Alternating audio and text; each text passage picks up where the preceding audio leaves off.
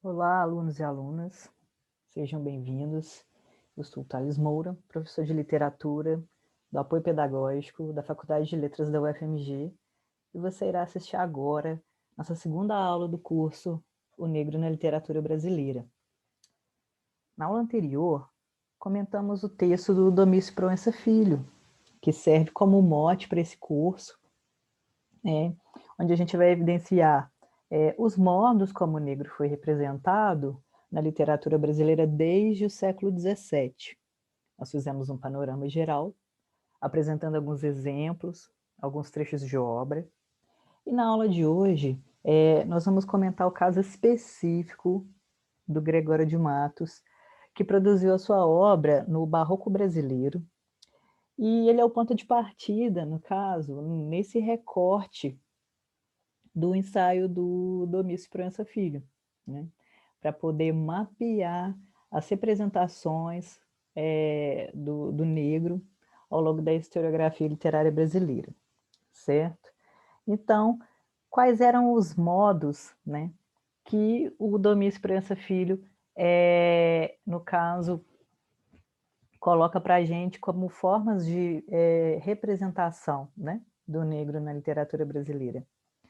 Ele vai, em um primeiro momento, falar sobre a questão do tratamento marginalizador, que vai ser uma marca, né, recorrente.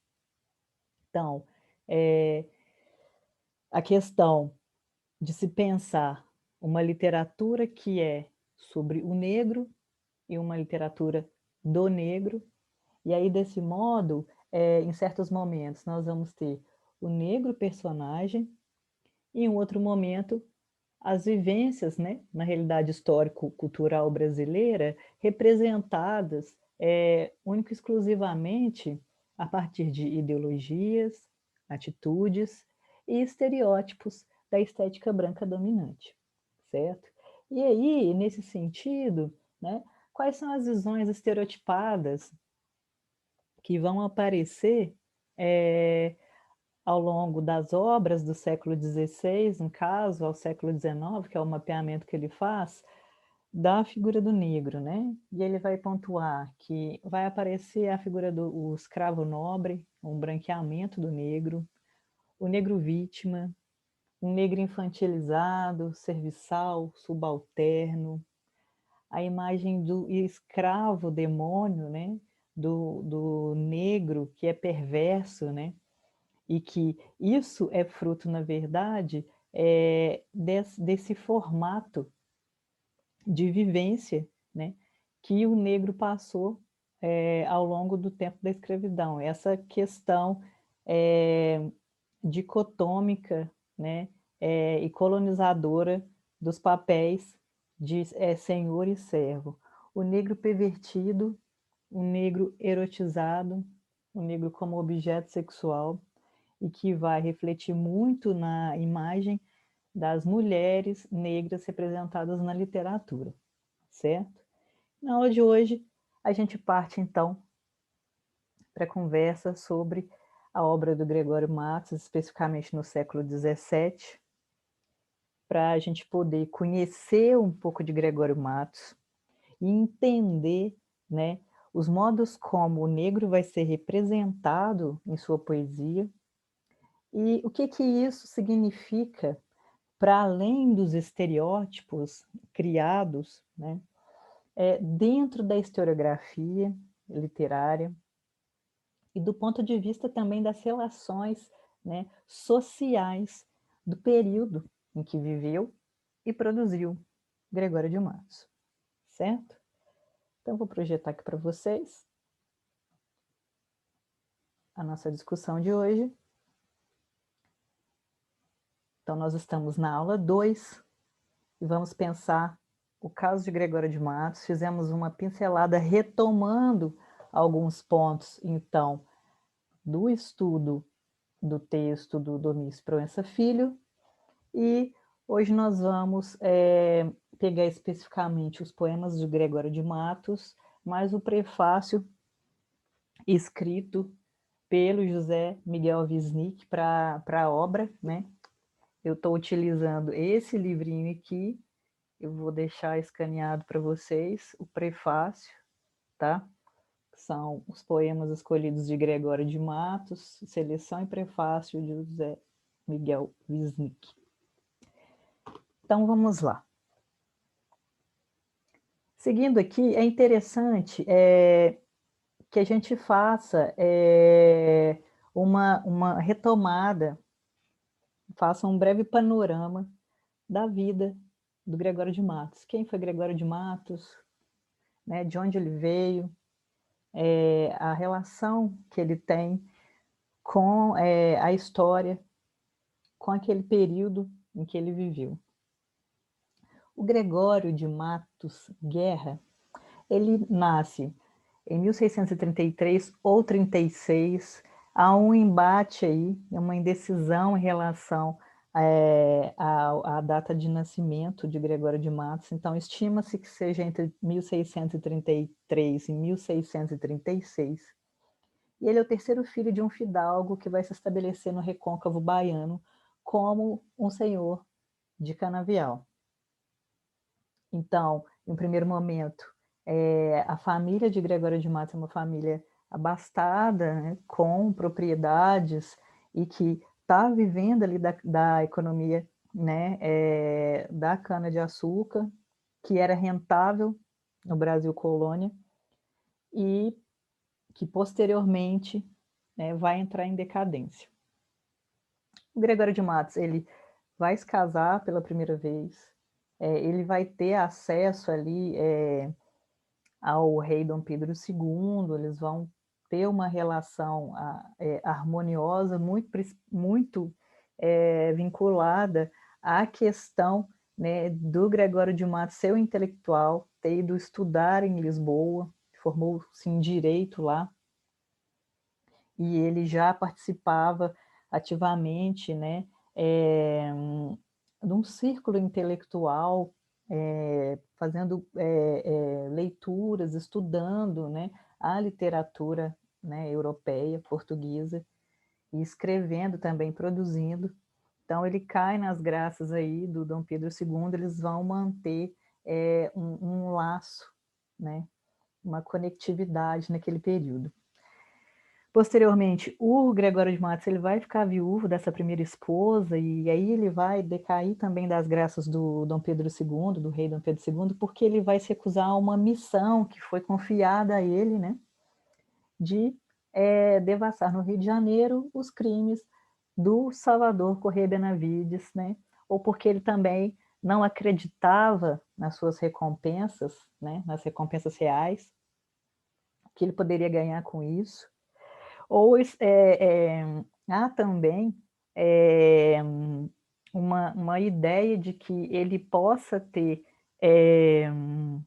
saído de lá, né, e caído das graças do rei por causa de seus poemas satíricos, principalmente em relação a pessoas influentes da corte.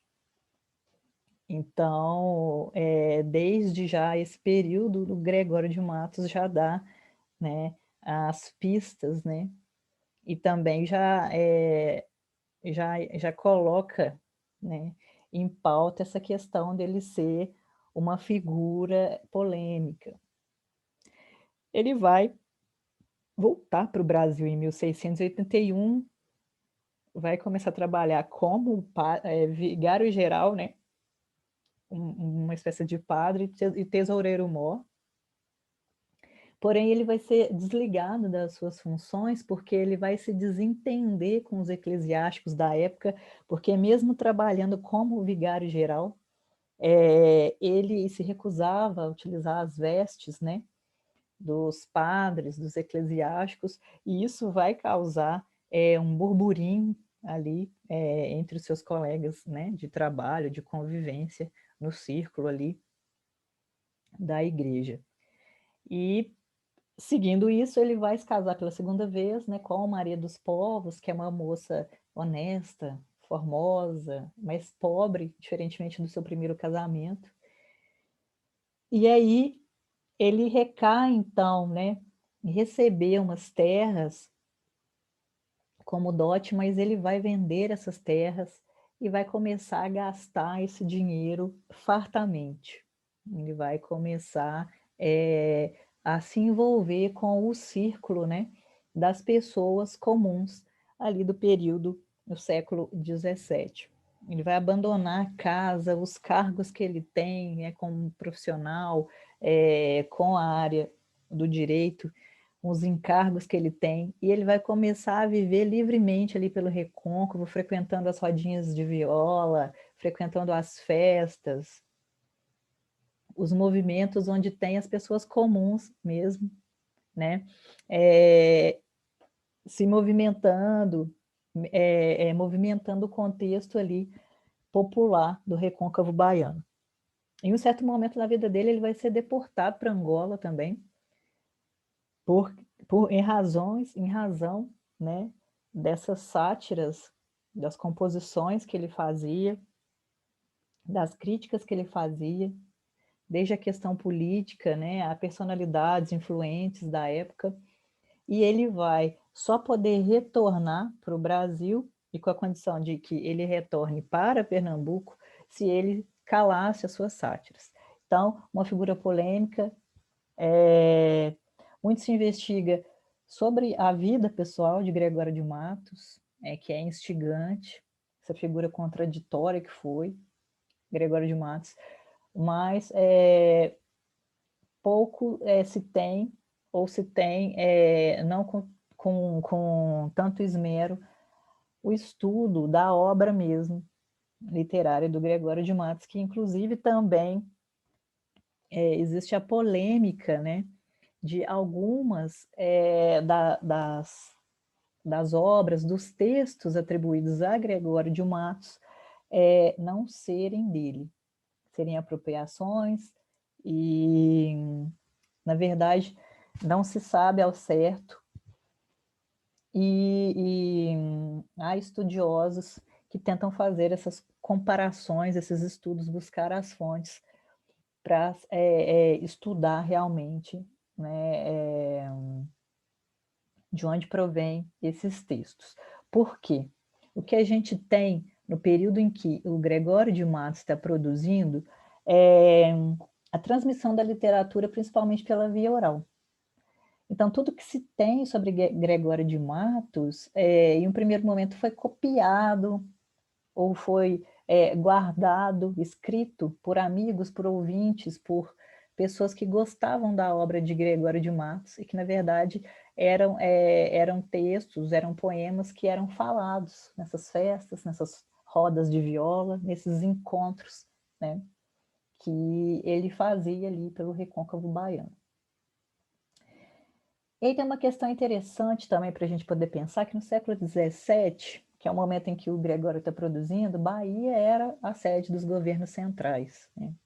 Era a capital da colônia, centro político, econômico e cultural. Era o centro efervescente cultural da época, o Recôncavo baiano, a Bahia, é onde se produzia, né, a literatura, começava a se produzir a arte no Brasil.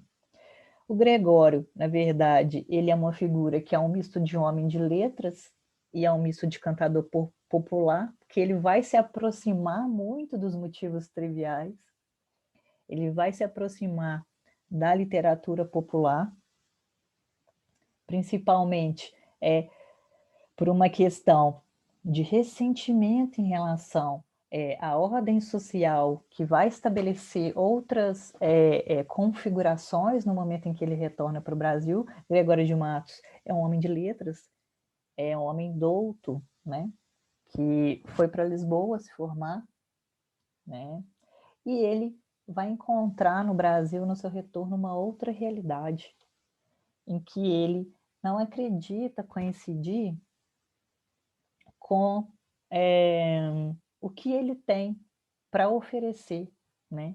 Enquanto uma pessoa que se graduou, que se formou,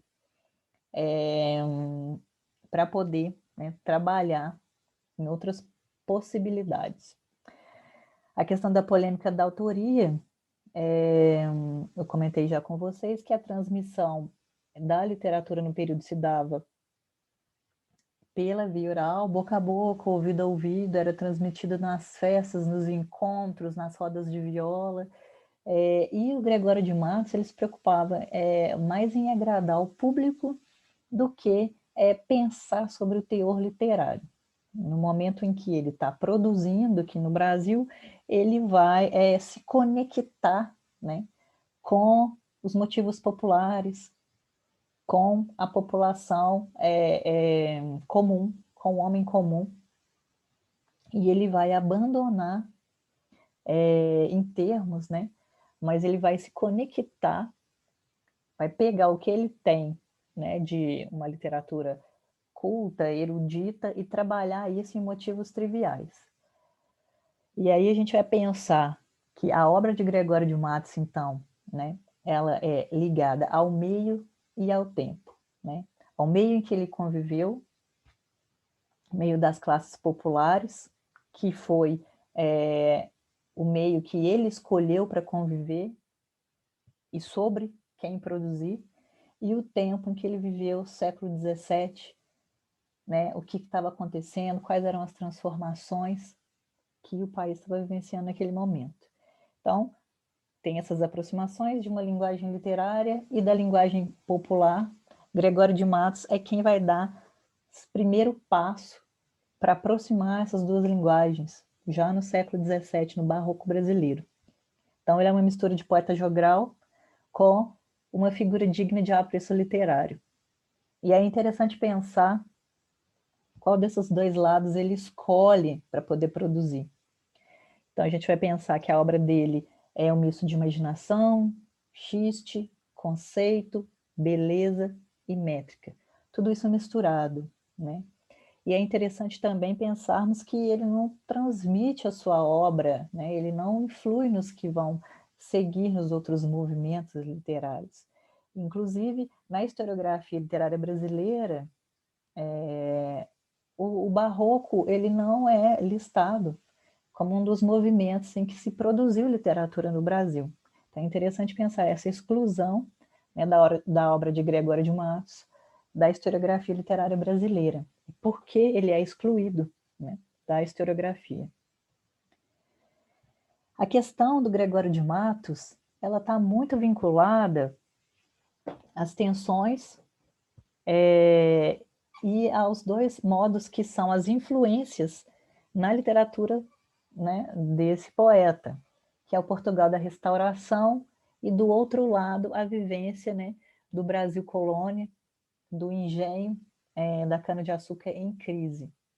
Então, do lado de Portugal, o que ele vai pegar de influências, né, é a mentalidade jesuítica, a questão da contra-reforma, que nós temos, então, já alguns conceitos, algumas questões da Igreja Católica que passam a ser questionadas, né? E na Reforma Protestantista e na Contra-Reforma, a Igreja Católica com força total tentando recuperar os seus fiéis, né? E a partir de uma investida, né, violenta, né, em relação à questão do investimento em relação à religião, a questão da consciência dividida entre a moral pública, ascética e a prática sexual privada, né? O que é isso? No asceticismo, a gente tem uma filosofia de vida na qual vão se realizar certas práticas visando um desenvolvimento espiritual. Então, é um movimento de pensamento que circula naquele período em que, muitas vezes, vai se pensar no refreamento, né? Refrear os prazeres mundanos, né? Pensar em formas de se desenvolver espiritualmente e abandonar a questão da materialidade. E a gente tem uma questão que é muito própria do barroco também, que é a ideia do cultismo, que seria o jogo de palavras muito vinculada à literatura que é produzida por Gôngora, poesia que é produzida por Gôngora, que é um aspecto do barroco que vai enfatizar uma linguagem carregada, rebuscada, né, para expressar ideias naquele período. Junto também com o pessimismo do desengano pós-renascentista. Então, Gregório de Matos, ele bebe nas fontes da tradição da sátira portuguesa, grossa, palavrosa, né, vista a partir do cultismo, do desancado dos desbocamentos, dos desafetos, e para poder pensar também uma prática que começa a ser comum naquele momento, né, que é o envolvimento dos clérigos, dos eclesiásticos, né, com as práticas sexuais, né, que não eram compatíveis com o estilo de vida, né, que eles escolheram. Do lado do Brasil, o que ele pega de referência e o que ele vai vivenciar e que vai ser característico da sua obra é a afluência de uma burguesia comercial enriquecida que aspira à nobreza, né? Dos mulatos metediços, que é uma expressão que ele vai atribuir aos mestiços em um dos seus poemas, e é o modo como os mulatos, né, vão estar sendo vistos aos olhos do branco, né, da sensualidade à solta, que vai ser relatada copiosamente, principalmente através dos registros do Santo Ofício. Então, essa perseguição, né, a questão dos prazeres carnais, isso tudo vai estar vinculado à obra do Gregório de Matos. A questão dos registros das tensões. E o que isso significa em uma abordagem da obra de Gregório de Matos, né, do ponto de vista, então, da história das relações sociais que se estabeleciam no período. Nós temos ali uma crise econômica que vai se dar no século XVII a partir da decadência do engenho de cana-de-açúcar. E, principalmente, uma debilitação da Câmara, uma questão política em que representantes da coroa portuguesa, representantes da metrópole portuguesa vão estar em maioria na Câmara, representando, então, uma diminuição da representatividade mesmo da colônia, né? Então, os interesses da metrópole eram, então, prevalecidos em relação aos interesses da colônia. E aí também a gente tem a ascensão do negociante português e a opressão colonial que vai esbarrar nessa decadência do engenho de açúcar, que começa a ter concorrência, principalmente a partir da América Central, com espanhóis também comercializando, né, no mercado de cana-de-açúcar, e a baixa do preço da cana-de-açúcar na economia canavieira, que vai resultar, então, em outros modos, né, de se ganhar dinheiro e que vai ser evidenciado pelos portugueses, né, e pelos filhos dos portugueses, que eram filhos mestiços com índias, né, ou mulatas negras. E aí vai existir toda uma tensão, né, entre essa elite, né, da economia da cana-de-açúcar canavieira, que é uma elite dos proprietários de terra que vão entrar em decadência, e aos imigrantes portugueses, né, e as suas famílias,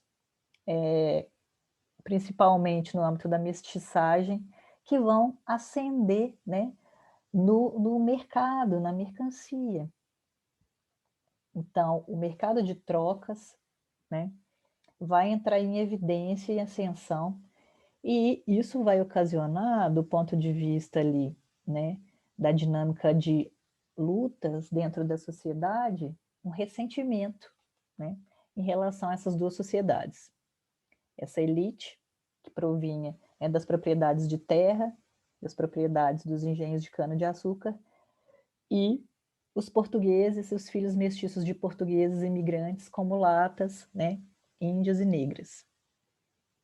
Uma luta entre duas sociedades, e aí uma espécie, né, de aversão, agressão à figura do mulato, que vai se dar, então vejam bem, em um primeiro momento, no âmbito dessa luta, dessa tensão, né, social, política e econômica. E aí, toda essa tensão, né, essa agressão ao mulato, que é a experiência dessa decadência, né, do modelo de economia que começa, né, a se modificar, vai ser transplantado para outros ramos da sociedade. E aí aqui a gente vai lidar especificamente com a literatura. Então, a agressão ao mulato é representativa do tipo de aversão que o branco, que marcava o branco na Bahia do século XVII. Então, isso era específico da época por causa dessas tensões e dessa alteração da dinâmica econômica do período. E a fórmula da sátira, na verdade, ela está relacionada muito entre essa luta dessas duas sociedades, né, que vai se estabelecer. Cada uma dessas sociedades, a sociedade da realidade da Bahia, dessa nova dinâmica da ascensão dos imigrantes portugueses e do comércio com os seus filhos mestiços, e a elite, né, da cana-de-açúcar, que dominava, né, até então a colônia. E cada uma parecendo mais absurda perante a outra, né? Então, de um lado, Gregório de Matos, se a gente pensa na dinâmica da literatura, né, e o modo como isso refletia as relações sociais do período. Gregório de Matos, de um lado, bacharel, com um arsenal de leis inúteis, ele não vai utilizar para nada, porque a dinâmica ali, né, de vida naquele momento é outra. Ele tem uma cultura livresca, né, uma poesia galante que ele desenvolve, principalmente quando ele sai do país para estudar. Ele tem um amplo conhecimento da literatura, né, europeia. E aí ele vai chegar na Bahia, quando ele retorna, né, dos seus estudos, com a ascensão do comércio favorecido pela metrópole lusitana, o primado da troca, né, empobrecendo a cidade, ou seja, a elite canavieira já não tinha mais lugar, já não tinha mais espaço, estava em decadência. Então, a ascensão, né, do comércio, e isso começa a incomodar, né, o colonizador, o branco, o pessoal da elite canavieira.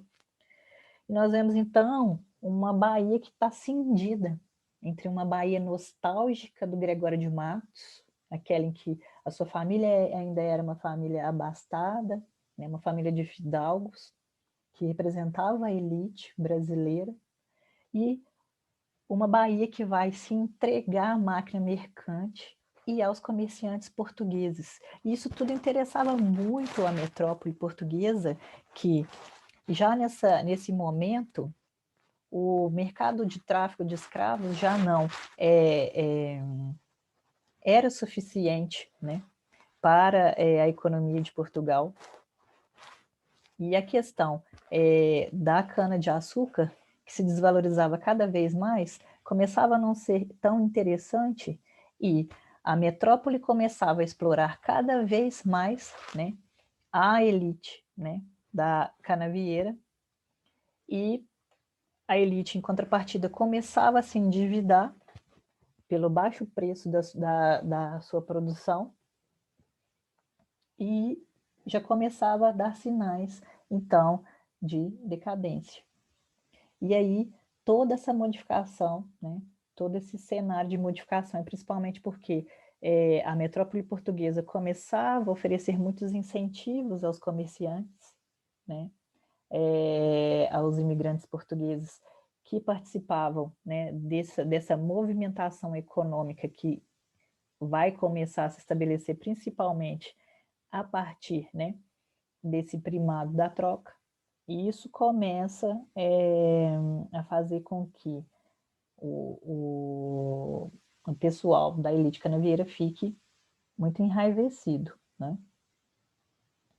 E as influências do barroco que vão dominar a literatura do Gregório de Matos, a poesia do Gregório de Matos, vai se dar principalmente em relação à questão do choque entre espírito e matéria, confronto e fusão de opostos, e a ideia do asceticismo e sensualismo, né? E eu trouxe alguns trechinhos de poemas do Gregório de Matos que vão ilustrar o modo como isso vai aparecer na sua poesia. Por exemplo, a questão do choque entre espírito e matéria é muito comum na literatura barroca, vai se dar a partir desses dois versinhos em que corpo e espírito, né, vão, ao mesmo tempo que se contrapor, entrar em simetria. E aí os trechinhos, anjo no nome, angélica na cara. Isso é ser flor e anjo juntamente. Então, como se dá esse choque, ao mesmo tempo essa confluência, né, entre o que é do âmbito do espiritual, do anjo, do angelical, e do que é da matéria, né, do que é do humano, e o que é, no caso, aqui especificamente, da questão amorosa que se estabelece desse contato, da questão da carne. A questão do confronto e fusão de opostos vai se dar, né, nesses dois versinhos, vai ocorrer nesses dois versinhos que eu trago para ilustrar, que é incêndio e mares de água disfarçado, rio de neve em fogo convertido, né? Então, como se dá, né? Como é que pode acontecer incêndio e mares de água em o mesmo verso, né? A água e o fogo, rio de neve em fogo convertido. Então, o fogo e a neve juntas no mesmo verso, criando uma potencialidade, uma possibilidade de fusão de opostos. O asceticismo e o sensualismo, olhos meus, disse então por defender-me, se a beleza eis ver para matar-me, antes olhos cegueis do que eu perder-me. Então a gente tem aqui essa questão que vai estar muito ligada à estética barroca, que é a questão da culpa e do perdão, e o asceticismo acompanhando essa característica, né, no sentido de nós termos uma filosofia de vida em que vamos visar uma espécie de desenvolvimento espiritual em detrimento, né, de uma questão mais carnal. E o eu lírico aqui desse poema, né, com esse sentimento de culpa, em que se a beleza, né, irá matá-lo, irá tirá-lo desse caminho do desenvolvimento do espiritual, né, que ele prefere, então, ficar cego do que se perder, né, por essas estradas da vida. Então, são esses motivos, né, que vão aparecer com maior influência na obra do Gregório de Matos. E aí, por fim, vamos pensar, então, o negro, né? Pensando em toda essa dinâmica contextualizada, histórica, econômica, social, pensando esses motivos barrocos, né, desse jogo de opostos, e como isso aparece, então, vinculado à figura do negro. É interessante retomar aqui que as relações sociais entre brancos, negros e mulatos, principalmente no que diz respeito, né, essas relações de dominação, exploração e a comportamentos sexuais, elas vão aparecer muito na obra de Gregório de Matos, que, inclusive, o José Miguel Wisnik, no prefácio, né, a esse livrinho, que é o Poemas Escolhidos, ele vai dizer que faz com que o Gregório de Matos seja, na verdade, alguém que vai retratar uma época, né? Retratar um período, retratar as vivências, né? As relações sociais daquele período, o modo como havia, né, essas tensões, o modo como os mulatos, né, proliferavam naquele período e alguns até eram protegidos pelas casas grandes, podendo desfrutar da educação, do comportamento dos brancos, né? E, nesse sentido, os mulatos, eles vão adquirindo uma atitude própria diante da vida, né, que vai diferenciá-los do branco e do negro, já no século XVII. Alguns vão começar a assumir postos de destaque, posições de destaque na sociedade, ter influência na sociedade, e isso vai começar a incomodar muito, né, os brancos, os colonizadores, que vão evidenciar na figura do mulato um sujeito, né, que está se destacando, né, um sujeito que está, uma classe que está em ascensão naquele momento da história, né, enquanto essa pequena elite, né, enquanto essa pequena burguesia citadina entra, então, em decadência.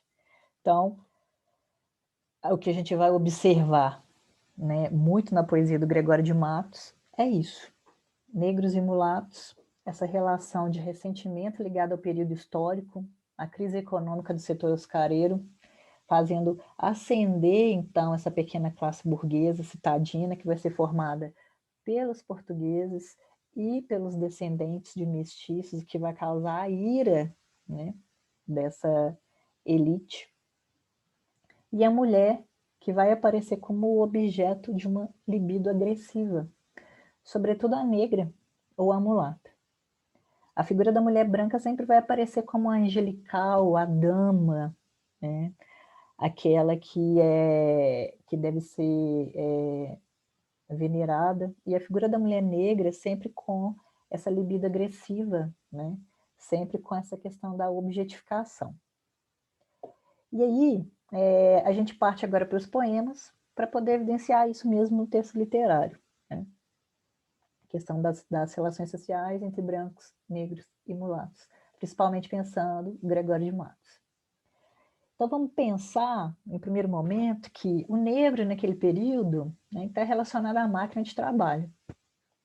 Então, a gente tem a questão da exploração, né, que já é inerente à questão da escravidão, e as relações de dominação vão ser ampliadas, principalmente, né, para o âmbito sexual.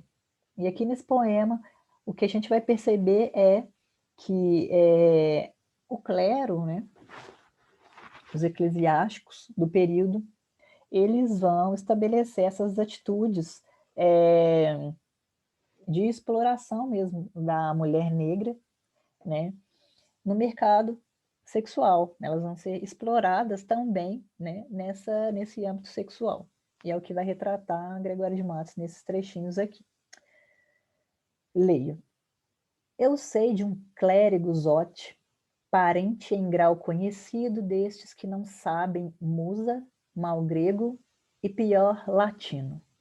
Famoso em cartas e dados mais que um ladrão de caminhos, regatão das piaçavas e grande atravessa-milhos, ambicioso avarento, das próprias negras amigo, só por fazer a Gaudéri o que aos outros custa gimbo. Então, Gregório de Matos aqui denunciando, né, já esse envolvimento dos clérigos do período com as mulheres negras, e se fazendo amigos, né, delas, e não precisando pagar para ter o que os outros precisavam pagar, o jimbo aqui sinalizando, então, na linguagem popular, né, dinheiro, né, que custa moeda, que custa alguma grana. Então, aqui já essa denúncia desse comportamento que era comum nessas relações sociais ali do século XIX. Nesse outro trechinho aqui, o Gregório de Matos sinalizando essa birra com os mulatos, com essa classe em ascensão. E aí a gente tem uma sátira, principalmente, né, porque o Gregório de Matos, ele acreditava que os mulatos em ascensão, eles se gabavam, né, por estar ocupando aquele lugar mas na verdade essa fidalguia que eles estavam adquirindo, né, essa ascensão, ela era assimilada principalmente via antropofagia, pela presença dos avós que eram indígenas, e isso vai aparecer aqui nesses trechinhos do poema ao mesmo assunto. Leio. Que é fidalgo nossos ossos, que é fidalgo nos ossos, cremos nós, pois nisso consistia o mor brasão daqueles que comiam seus avós.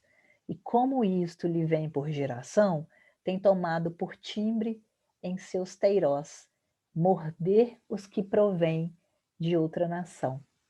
Então, essa questão da rivalidade que começa a se estabelecer entre os brancos, entre a elite ali, né, do setor canavieiro, e essa classe em ascensão dos mulatos que começam a disputar, né, um cenário econômico. E aí Teiroz ali, né, a questão, ele é traduzido por teima ou má vontade na linguagem da época, né? E aí a parte que ele fala sua nobreza, que na verdade está sinalizado por timbre, está como em seus antepassados, né? Em morder, e aí no caso esse morder é metaforicamente os que provêm de outra nação, é falar mal, né? Falar mal dos brancos, da elite canavieira. Então, essa tensão entre essas duas classes que vai estar sinalizada aqui nesses versinhos do Gregório de Matos. E é o modo como nós vamos perceber como ele vai retratar o negro na poesia dele. E aí, nesse trechinho aqui, do descreve o que era naquele tempo a cidade da Bahia, também vamos ter essa marca, dessa birra, né? Dessa disputa entre essas duas classes que estão ali em tensão, principalmente por causa das relações econômicas que se estabelecem. Leio. Muitos mulatos desavergonhados, trazidos sob os pés os homens nobres, posta nas palmas toda a picardia, estupendas usuras nos mercados, todos os que não furtam, muito pobres. E eis aqui a cidade da Bahia. Então, essa birra com essa entrega, né, à cidade da Bahia ao comércio das trocas, a máquina mercante, e essa birra em relação à classe, essa classe dos mulatos que entra em ascensão, né?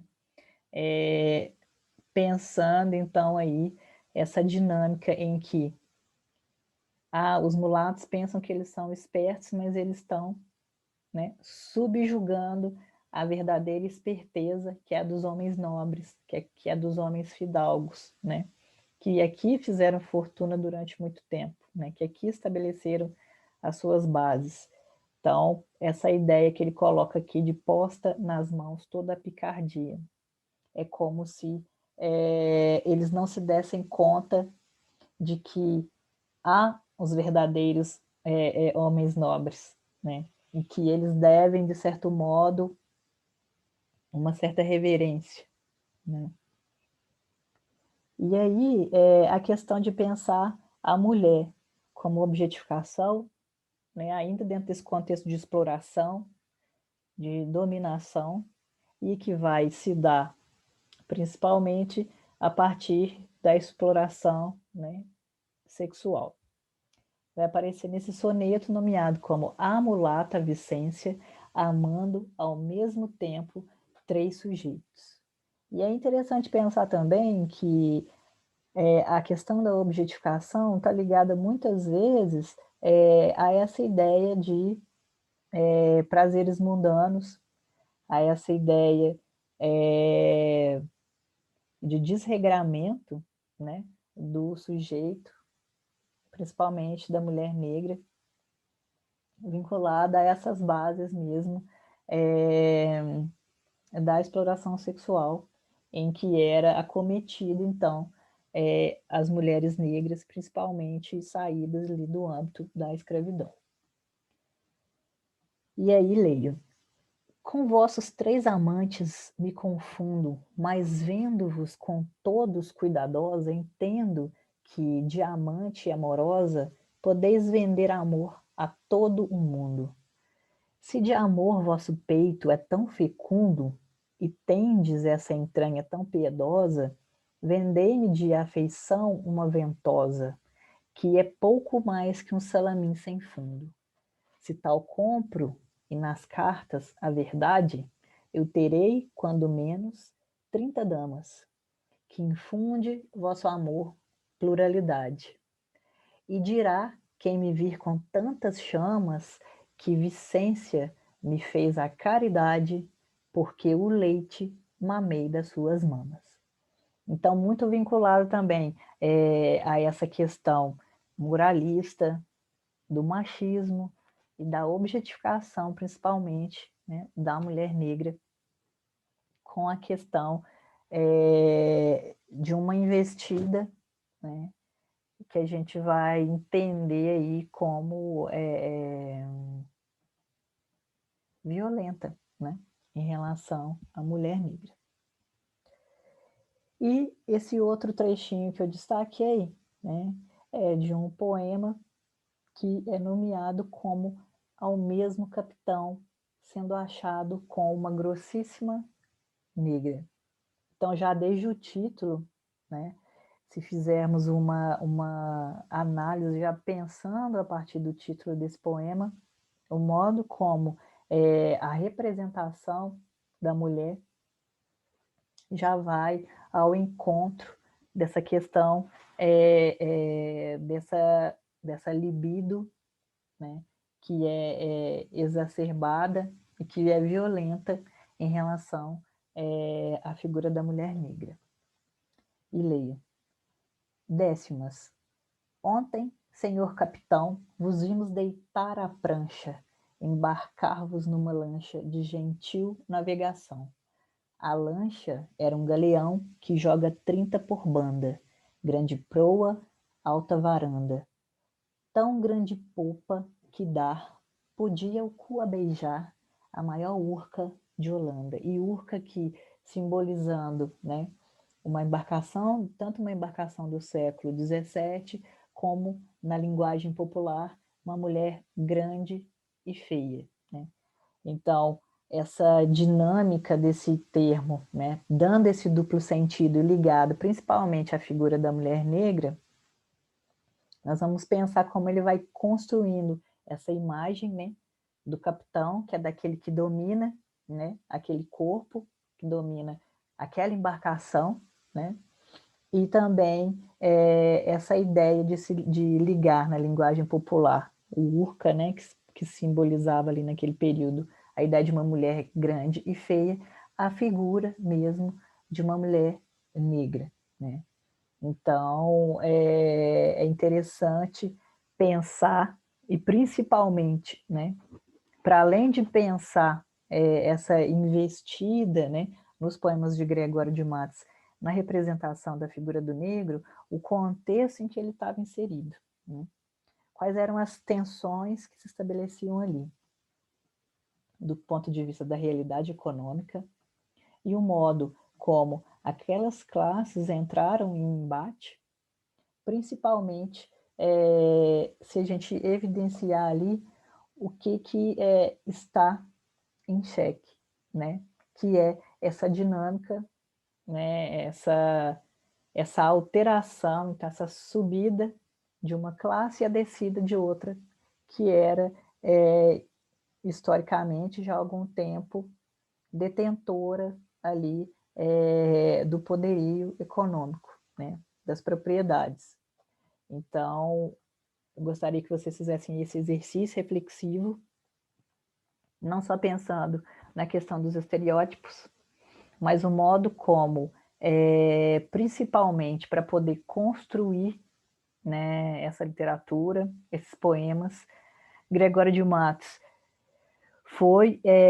teve que se utilizar, né, de retratar o que era vivido naquele momento. E do ponto de vista da literatura, do ponto de vista da linguagem literária, o modo como ele constrói os sentidos, o modo como ele trabalha com a linguagem do barroco, com a estética barroca, jogando com esse jogo de opostos, né? Pensando a questão do espírito e da matéria, bebendo nas águas do barroco e de toda essa cultura que ele tem, né? Pelo seu envolvimento com uma elite letrada, e o modo como ele também escolhe, né, vivenciar, levar a literatura, aproximar a literatura de uma linguagem popular, tá? Então, por hoje é só. Nos vemos, então, no nosso próximo fórum de discussão e até a nossa próxima aula.